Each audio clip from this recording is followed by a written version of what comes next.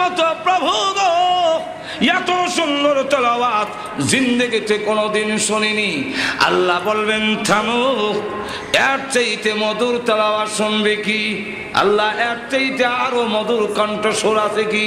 হ্যাঁ, অগ বিশ্বনবী, অগ প্রধান অতিথি, আমি আল্লাহ আপনার কাছে কোরআন নাজিল করেছিলাম, সেখান থেকে আপনি সূরা ইয়াসিন তেলাওয়াত করুন। আল্লাহ নবী শুরু করবেন, ইয়াসিন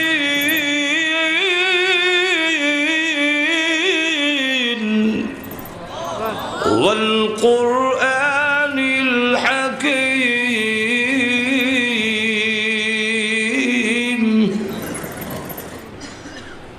জান্নাতীরা তাকায় দেখবে দাউদ আলাইহিস সালামের কণ্ঠস্বর থেকে বিশ্বনবীর কণ্ঠস্বর আরো 1000 গুণ বেশি সুন্দর শোনা যায়।